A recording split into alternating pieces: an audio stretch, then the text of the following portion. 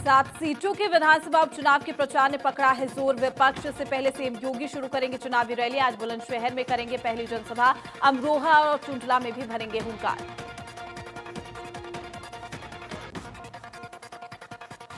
देश के गृह मंत्री अमित शाह और बीजेपी के पूर्व राष्ट्रीय अध्यक्ष का आज 22 अक्टूबर को जन्मदिन है। इस मौके पर देश के दिग्गज नेता और पार्टी के कई बड़े नेताओं ने उन्हें बधाई दी।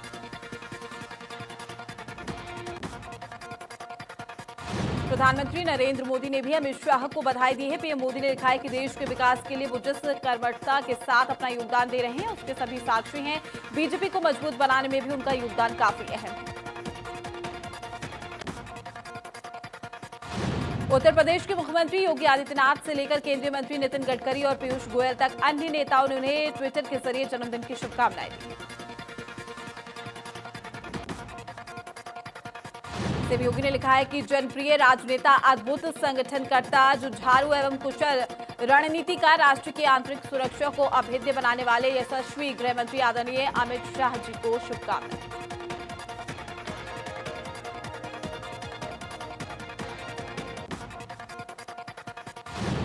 रेल मंत्री पीयूष गोयल ने गृह मंत्री के दीर्घायु होने की कामना की है। उन्होंने लिखा है कि अथक परिश्रम से देश के सुरक्षा सुनिश्चित कर रहे गृह मंत्री अमित शाह जी को जन्मदिन की बधाई।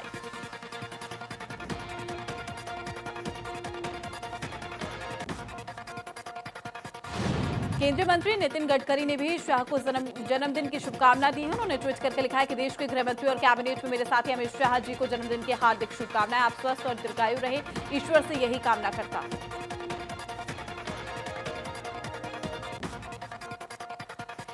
राजनाथ सिंह ने भी ट्वीट करके लिखा है कि केंद्रीय गृह मंत्री और कैबिनेट में हमारे साथी को जन्मदिन की बधाई और शुभकामनाएं। वो देश की आंतरिक सुरक्षा को मजबूती देने में पूरे मनोयोग से काम कर रहे हैं। आपकी दृढ़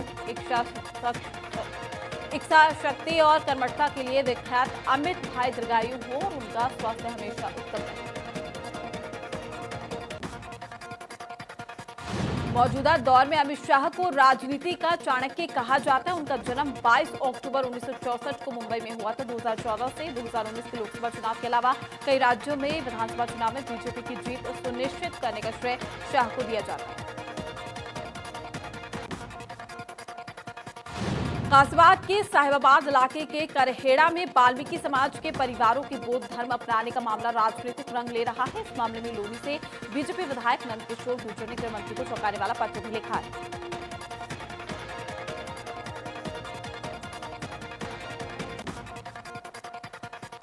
गाजियाबाद के इंदिरापुरम इलाके की शिप्रा सृष्टि सोसाइटी से एक वीडियो वायरल हुआ है। वीडियो में दो पक्ष आपस में बुरी तरीके से मारपीट करते हुए नजर आ रहे हैं। नोएडा पुलिस को मिली बड़ी कामयाबी। पुलिस ने 2 आरोपियों को किया गिरफ्तार। पॉक्सो एक्ट में फरार चल रहे थे दोनों। छेड़छाड़ जैसे संगीन अपराधों में चल रहे थे फरार।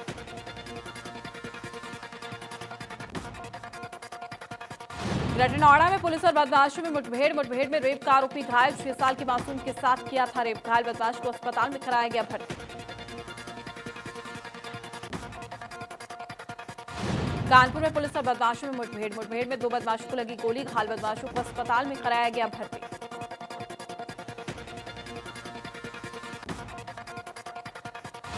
कानपुर में प्लास्टिक गोदाम में लगी आग लगने से लाखों के नुकसान की आशंका। फायर ब्रिगेड की 2 गाड़ियों को आग पर पाया गया है काबू। बादशाही नाग थाना क्षेत्र जनवलगंज की घटना।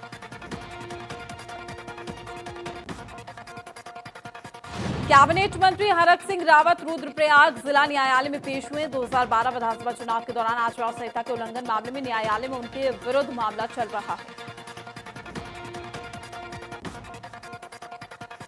कारबेट टाइगर रिजर्व में 15 नवंबर से नए रिंगोडा जोन पर्यटकों के लिए खुलने जा रहा है। कारबेट प्रशासन द्वारा रिंगोडा जोन को नवंबर से पर्यटकों के लिए खोलने की तैयारी भी तेज हो रही है। मसूरी टिहरी बाईपास लक्ष्मणपुरी के पास धनौल्टी टिहरी जाने वाले मार्ग काफी समय से क्षतिग्रस्त है, जिससे कई बार बड़ी दुर्घटना भी हो गई है। लेकिन राष्ट्रीय राजमार्ग के अधिकारी इस ओर ध्यान नहीं दे रहे।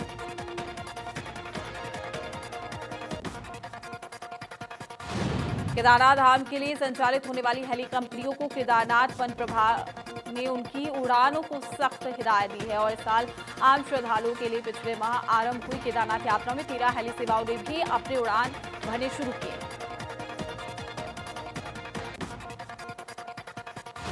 उत्तराखंड में बीते 24 घंटे 505 कोरोना संक्रमित मरीज मिले हैं। 770 संक्रमित मरीजों को ठीक होने के बाद डिस्चार्ज किया गया है। कुल संक्रमित का आंकड़ा 59,000 को पार कर गया है।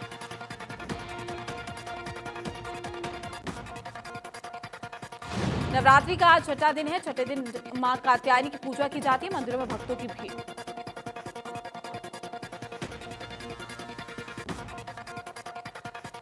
इंदिरा गांधी अंतर्राष्ट्रीय एयरपोर्ट ने एक बार फिर कीर्तिमान स्थापित किया है। कोविड-19 में विमानों के बेहतर संचालन के साथ संक्रमण के दौरान बचाव और सावधानी पूर्वक यात्रा कराने में दिल्ली एयरपोर्ट विश्व में दूसरे स्थान पर।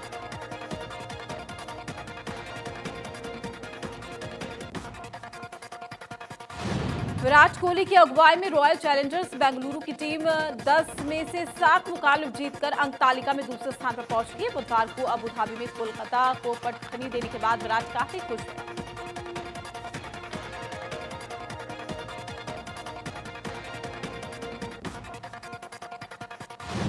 आईपीएल 2020 में गुरुवार को राजस्थान रॉयल्स और सनराइजर्स हैदराबाद के बीच में करोए अमरों का मुकाबला होगा। दोनों टीमों के बीच मुकाबला दुबई के अंतर्राष्ट्रीय स्टेडियम में शाम 7:30 बजे से शुरू होगा।